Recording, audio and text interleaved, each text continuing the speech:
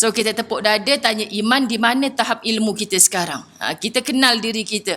Macam-macam kita belajar, adakah makin mendekatkan kita kepada Allah? Okay? Jadi biarlah kita belajar yang seadanya, tetapi kita beramal dengan ilmu yang kita pelajari. Subhanallah. Sebab sepatutnya kita mendalami ilmu agama, makin tunduk hati kita kepada Allah, makin datang rasa takut kepada Allah. Tapi akhir zaman tak ada rasa ke dengan ilmu tu dia makin tunduk kepada Allah?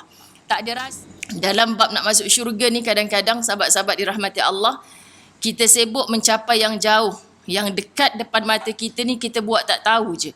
Padahal Allah dah buka luas, kan? Allah tarik kita ke dalam syurganya. Seolah-olahnya kita pula yang menarik diri kita untuk keluar daripada jalan-jalan syurga itu. Allahu Akbar. So antara jalan-jalan syurga untuk kita berangan-angan ke Firdausi ini, kita jadikan kenyataan, kita mulakan pada bulan ini, minggu ini, dengan memberi manfaat kepada orang lain. Betapa berkongsi ilmu dengan seramai hamba Allah, kelak ia akan memberi manfaat kepada diri sendiri. Ilmu ni sahabat-sahabat dirahmati Allah pelbagai. Kita faham ilmu ni yang kita duduk belajar sampai dapat PhD, duduk universiti. Maka berjauh hatilah orang yang tak pijak kaki ke tangga universiti. Kan ada orang yang cukuplah mengaji. Saya Alhamdulillah Ustazah SPM dulu dapatlah banyak A. Tapi sebab saya anak orang susah, saya tak mengaji sampai universiti. Saya tak pandai jugalah.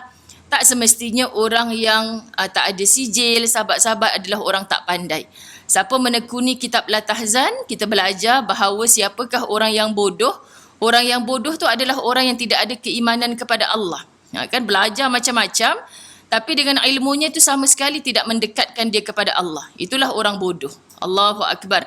Jadi kalau kita faham, tu kalau kita minum apa, kita boleh tanya dua orang haji kita ni lah. Kalau kita pergi kedai mamak ke apa, dia tarik 3 layer. Ada ke tidak kan? Saya tak reti lah nak minum benda macam tu. Kenapa dia nampak 3 layer? Kan sahabat-sahabat dirahmati Allah. Kadang-kadang bila saya tanya rasa ni macam mana? Bang sedap ke? Sedap lah. Kan macam-macam rasa ada.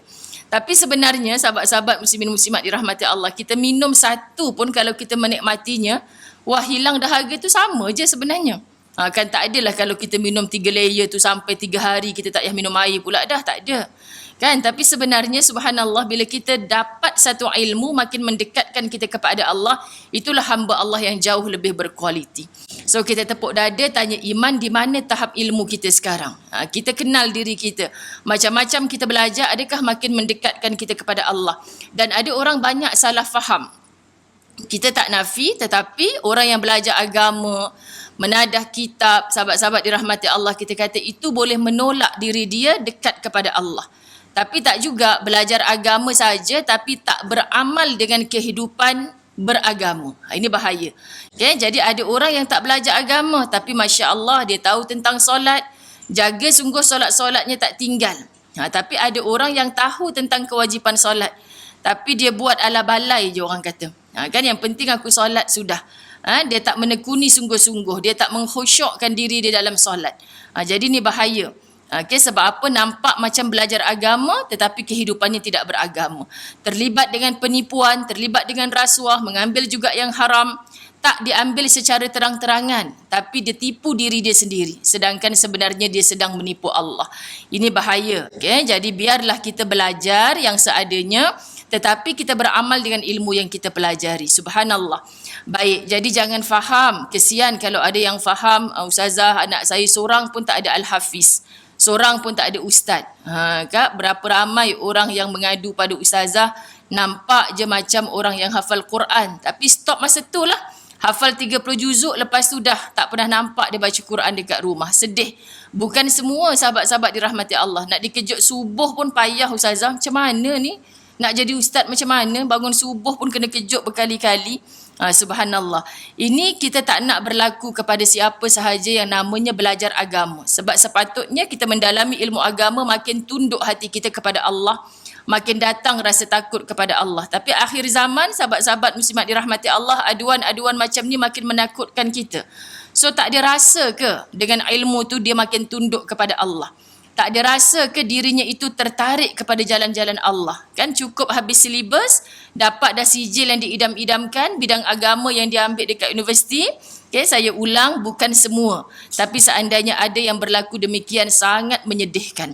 Kalau orang kata dia pakar dalam bidang matematik, bahasa Inggeris, sains kan, dia lupa dengan apa yang kewajipan dia sebagai orang beragama Islam sepatutnya, kita tak heran sangat. Tapi pendidikan Islam, dulu zaman saya belajar lagi, mereka kata ni pelik sungguh ni. Orang pendidikan Islam pula yang ada yang jadi gay, ada yang jadi lesbian sebagainya. Orang yang belajar matematik pula siap boleh jadi imam sebagainya. Ni berlaku walaupun terpencil.